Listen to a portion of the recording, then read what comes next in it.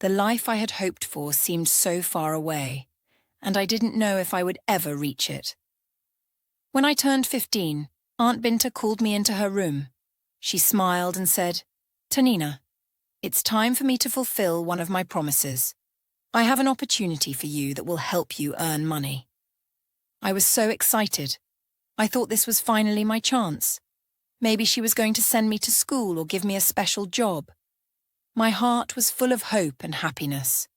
The next day, Aunt Binta told me to pack my things. "We're going somewhere special," she said. I quickly packed my suitcase, my mind overflowing with dreams of what the future might hold. I imagined myself in a school uniform, learning new things, making new friends, and building a bright future. We got into Aunt Binta's car and drove through the city. I looked out the window, watching the buildings and people pass by. My excitement grew with every moment. Finally, we stopped in front of a large, beautiful house. Aunt Binta took my hand and led me inside. A wealthy man named Chief Anikulapo greeted us. He smiled at me, but there was something in his eyes that made me uncomfortable. Aunt Binta spoke with him for a moment, then turned to me and said, "Tanina, you will stay here. Chief Anikulapo needs someone to help with the household chores. This is a great opportunity for you to earn money and have a better life." I felt a knot in my stomach. This was not what I had been promised. I thought I was going to school, not becoming a servant. I looked at Aunt Binta with tears in my eyes. "Auntie, you said I would go to school," I whispered. Aunt Binta's smile faded, and her voice became stern. "This is the best I can offer you for now. You should be grateful for this opportunity," she said. Then she turned and left, leaving me alone in the big house. I felt betrayed and heartbroken. This wasn't what I had hoped for, not what I had dreamed of. I wasn't going to school, and I didn't have the opportunities that Aunt Binta had promised. I was just a servant, working for a rich man in a house that didn't feel like home. A home. The days that followed were difficult. I worked from morning until night, cleaning, cooking, and taking care of the house. Chief Anikulapo and his wife were demanding and sometimes unkind. I felt like a prisoner, trapped in a life I didn't want. Every night I cried myself to sleep, thinking about my family, my village, and the promises that had been broken. I felt so alone and so far from the happiness I once knew. My dreams of a better life seemed like distant memories, and I didn't know if I would ever find a way to escape. In Chief Anikulapo's house, I worked every day from morning till night. I ran errands, cleaned every corner, prepared meals, and did everything I was asked to do. My hands were always busy, and my heart was heavy with sadness. But the hardest part wasn't the endless chores. It was Chief Anikulapo, the master of the house. He started putting me in uncomfortable situations, and I felt powerless to stand up to him. I cried and begged him to stop, but it didn't seem to concern him. One day, when his wife returned from a trip, I tried to explain to her what was happening. With tears in my eyes, I said, "Madame Alice, Chief Anikulapo is putting me in difficult situations. Please help me." She looked at me coldly and replied that it was part of my service since they had paid for it. She could do whatever she wanted. Her words deeply affected me. I felt so alone, so trapped. I realized there was no one to help me, no one to protect me. Those 6 months were the darkest of my life. Every night, I endured pain and humiliation, and during the day I worked tirelessly, trying to erase the memories of the night. I felt like a prisoner in that big house with no way out. I thought about my family and the happy days in the village. I missed the joy of laughing with my father, the warmth of my mother, and the friendship of my sister. I wished I could go back to those days before the fire, before Aunt Binta's broken promises. But there was no going back. I was stuck in a nightmare, and each day felt like an eternity. My heart was weighed down by sadness and fear. I wondered if I would ever find a way out, if I would ever be freed from this terrible life. I clung to a small glimmer of hope, a spark deep inside me. I told myself that one day things would get better, that one day I would find a way to escape. But for now, I had to endure. I had to survive, even though each day I felt my spirit breaking a little more. When my stay at Chief Anikulapo's house ended, Aunt Binta came to take me back. I felt a small hope, thinking. I thought maybe things would change, that she might care about what I had gone through. As soon as we got back to her house, I told her everything that had happened, every painful detail, hoping that she would understand and help me. But Aunt Binta just looked at me and said, "Sorry, Tanina," and then moved on as if my words didn't matter at all. She had already brought in another girl to take over the chores at Chief Anikulapo's house. My heart broke. I realized that in her eyes, I was just another girl to be used. She sent me to live with the other orphaned girls in a small, cramped room.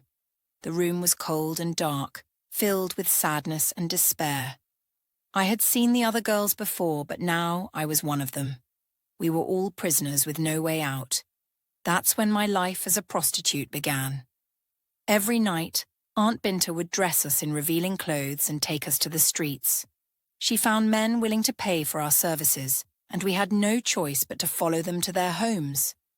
The first time it happened, I felt a deep shame and degradation. I couldn't believe this was my life. I felt so degraded, so worthless, but there was no escape. During the day, we were locked up in the house, and at night, we were sent out to work. Aunt Binta made sure we couldn't run away. The house was like a prison, and she was the warden. Every night was a nightmare. The men treated us like objects, indifferent to our feelings or pain. I felt my spirit break a little more with each encounter. I tried to hold on to some hope, but it was so difficult. I remembered Aunt Binta's promises. She had promised me a better life, a chance to go to school, to have opportunities. But those promises were all lies. My life was now filled with darkness and despair. I missed my family more than ever. I missed the days when I felt loved and safe. I wished I could go back to those days, before the fire, before Aunt Binta's broken promises. But there was no going back. My reality was now this life of misery and pain. Every night, as I walked the streets, I prayed for a way out, for a miracle. I hoped that one day someone would come to save me. But in the meantime, I had to survive. I had to keep going, even though every part of me wanted to give up. One night, as I stood on the street with the other girls, a man named Dan chose me. He seemed different from the others. He had kind eyes and a smile. With a gentle smile as we walked together, Dan asked me why I was doing this. For the first time in a long while, I felt safe enough to share my story. I told him about the fire that had taken my family, about Aunt Binta's broken promises, and the terrible things I had endured at Chief Anikulapo's house. I explained how Aunt Binta had forced me into this life, and how trapped and desperate I felt. Dan listened attentively, his eyes full of compassion. "I'm really sorry, Tanina," he said softly. "No one should go through what you've been through." His kindness gave me a small glimmer of hope. Maybe, just maybe, he would help me. We arrived at his place and he invited me in. Unlike the other men, he didn't rush or make me uncomfortable. He offered me something to eat and drink, and we sat in his living room to talk. I felt a warmth that I hadn't experienced in a long time. Dan treated me like a human being, not an object. He didn't force himself on me or make me feel afraid.